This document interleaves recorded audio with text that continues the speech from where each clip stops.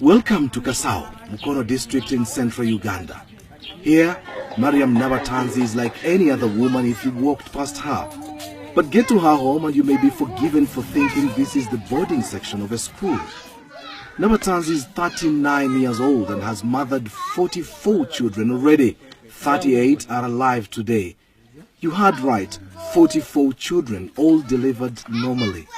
Everything here is done massively with near military precision. 22 kilograms of maize or corn flour, 7 kilograms of beans, 2.5 kilograms of sugar.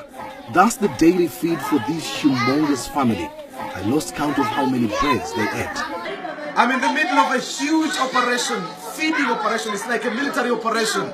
Feeding bread and porridge, that is for breakfast, to 24 kids out of the 38. It's just unbelievable. I can't tell who is who. I just wonder how the mom does it.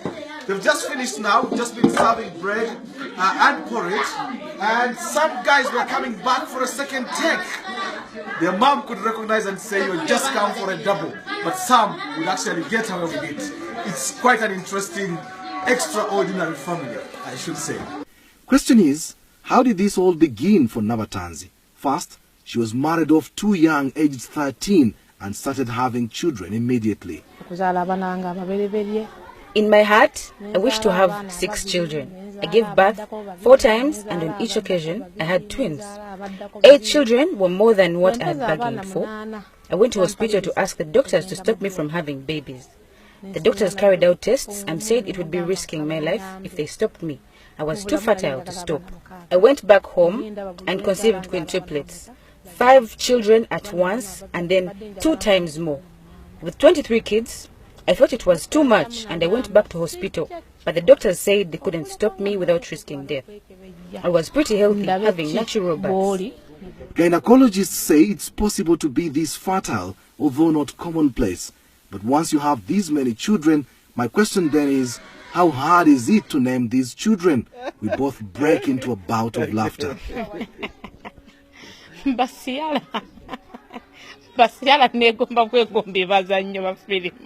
use different names. First, when I started having twins, I bought a book of names. So I'd pick names from there. Then my husband is Catholic and I'm Muslim. So don't be surprised to see a Mohammed, then a Dennis.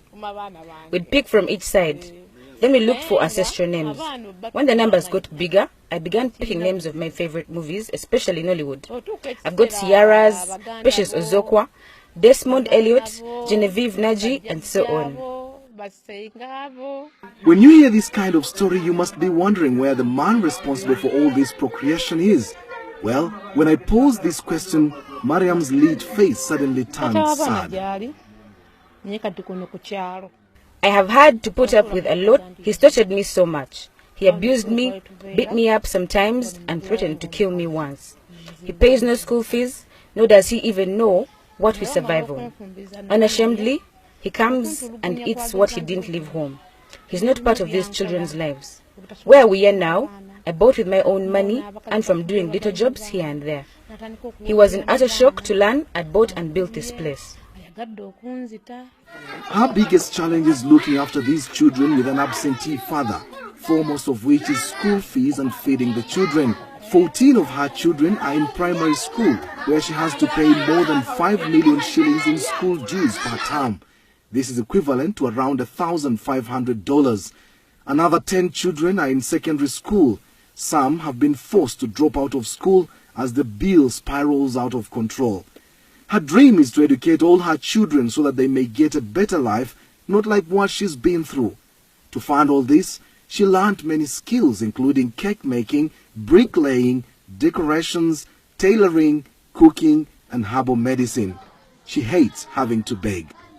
There is no end to Mariam Nabatanzi's story. It's powerful, it's captivating. Yet somehow, I have to find a way to say goodbye. So what's her message? Abazadde abakyayina emitima egitunda abaana baabwe bakikomye. My message is mainly to parents. Stop selling your children through early marriages. We suffer too much while losing out on parental love that can never be recovered. Secondly, To the mothers, do not desert your children as you walk out of marriage. Whatever the case, stick to and with your children. I strongly feel that had my mother not left me, my father would not have married me off young. To the men, please shoulder your responsibilities. Don't leave it to the women. A man puts up a shop for you and they imagine all is sorted. No buying anything anymore at home. You forced us to become like men. Reclaim your status as men. Show us love and let us do our responsibilities. It's hard to hold back my own tears knowing so many examples of what she's referring to. Mariam only sleeps for a maximum of 5 hours a day. The rest of her day is dedicated to the children. It would have been good to know what her neighbors make of her, but time wasn't on my side. But don't be surprised if she's declared the woman with the most number of children in the world from one man. Kasim Kaira, Azam News, Kasao, Uganda.